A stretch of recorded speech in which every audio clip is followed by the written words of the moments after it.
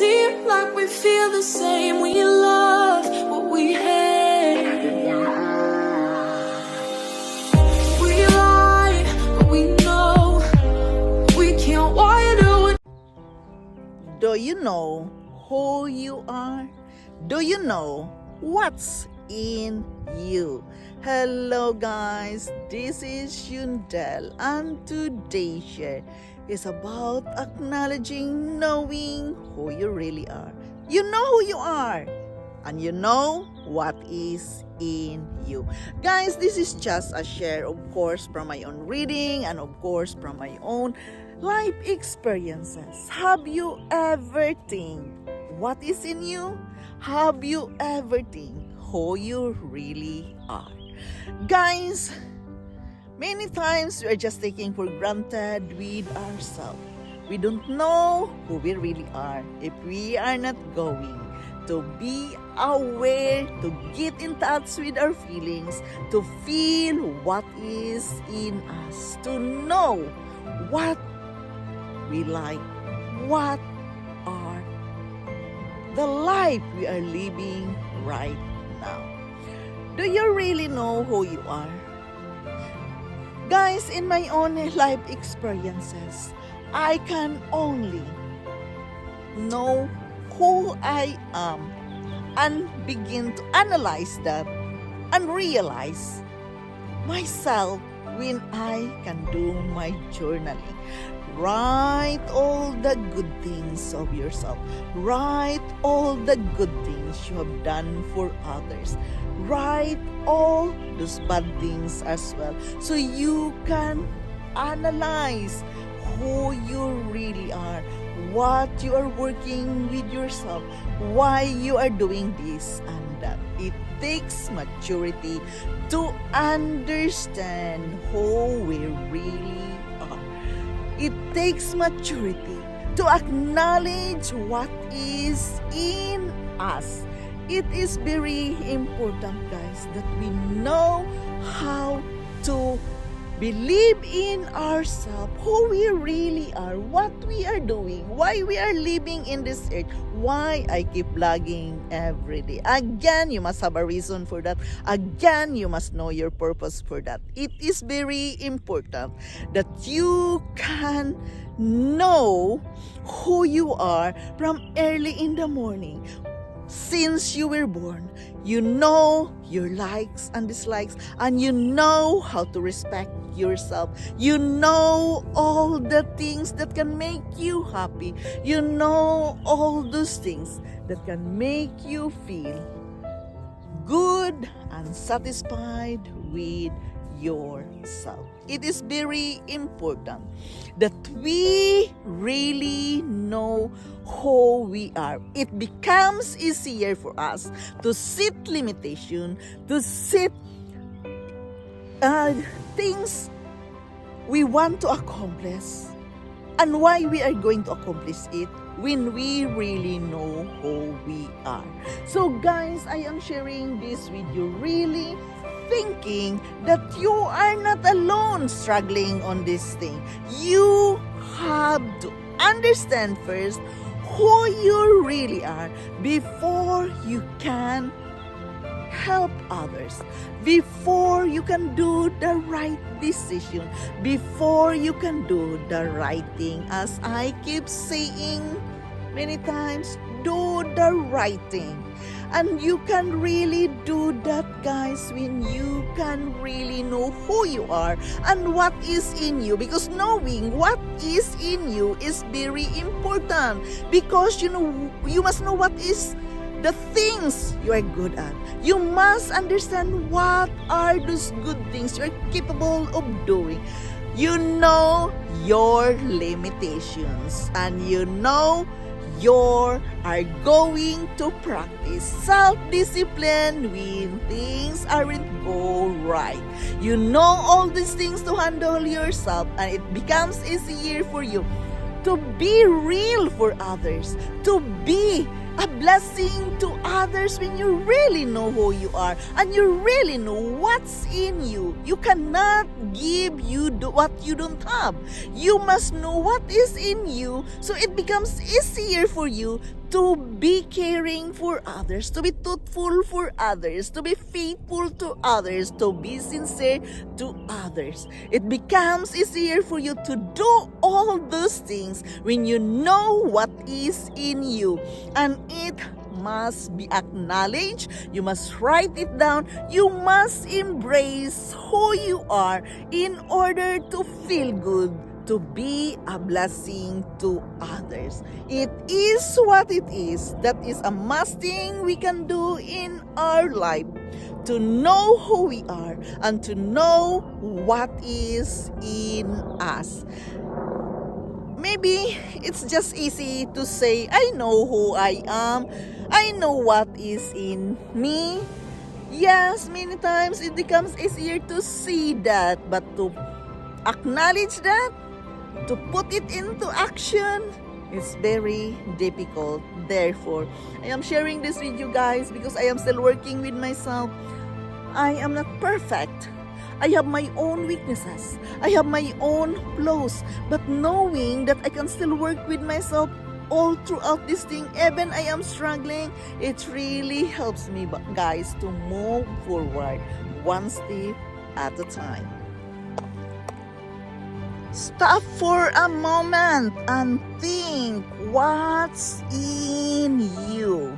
As it says in Judges 7:14, his companion answered, your dream can mean only one thing. God has given Gideon, son of Joseph, the Israelite, victory over Midian and all the allies. Guys, are you seeing yourself in the right way? Sometimes the enemy knows who we are more than we know who we are. If you could hear the enemy talking about you, he is going to discourage you. Therefore, negativity comes along. Discouragement comes along. Why? Because of this thing that we are caught up, that we don't know who we are. Guys, my comfort here always, I have to comfort myself that I serve a mighty God. I am the child of the Most High God, and it is a valiant warrior.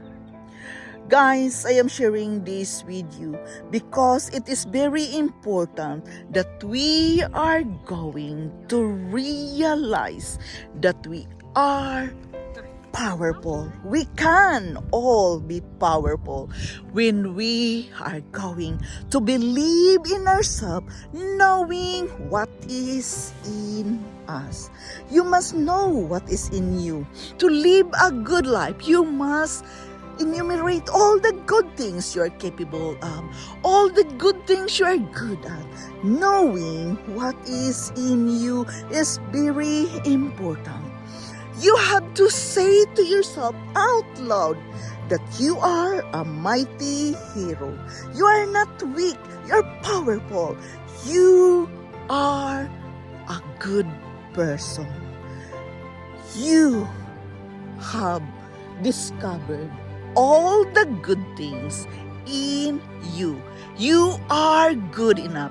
You are unique. You are lovable. You are amazingly great. All those things you have to acknowledge in yourself. Knowing what is in you, it becomes easier for us to live a well-fulfilled life because we have full control who we really are, and we know our limitation. We know how to do and mingle others with respect and adoration.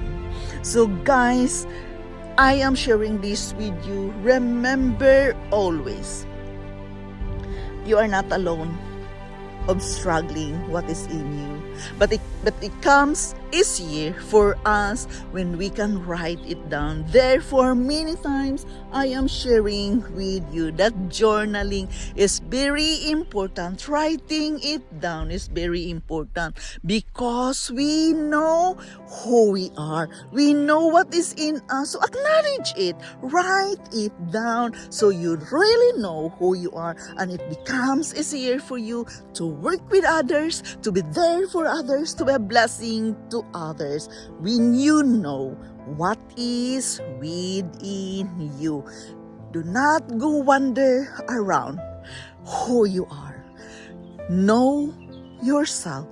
Enumerate all those good things. Write it down in a paper. Embrace it. Be grateful for it. Knowing that you are a most unique person and you are amazingly great person. I know, guys, this is not an easy share. But I am sharing this with you. As what I told you, I am still working with myself. And really, it's not easy. But it is important that we know what is in us. We know what is capable of doing for others, for ourselves, and it becomes easier for us to set limitation, to set self-discipline with ourselves when we really know who we are and we know what is in us. Guys, remember always, I am not perfect. I am not flawless. I am sharing this with you, these thoughts every day, because I am still working with myself. It's not easy at all. I am still working with myself and to inspire myself. Therefore, I keep reading. Therefore, I keep treating myself to these words of wisdom in order for me to live my best life, in order for me to keep on going, to have that inspiration within me. I must read these tools I am using every day, and I am sharing it with you. I hope it can help you to remember always you are unique, you are amazingly great, you are capable of doing great things in your life. This is Shundel. Thank you for listening. Thank you for dropping here in my channel. We can work on this together, guys. I am still working with myself. I don't like to be depressed. I have to treat myself into something. And these words of wisdom really helps me to live day by day with inspiration, with strength and encouragement to myself that I can make it. No matter how difficult it is, no matter how struggle I am facing, I believe that I can make it. When I keep reading what I am reading, sharing it with you, it makes me happy and fulfilled at the end of the day. This is Shundel. Thank you for supporting here. I love you all and bye-bye. Like we feel the same, we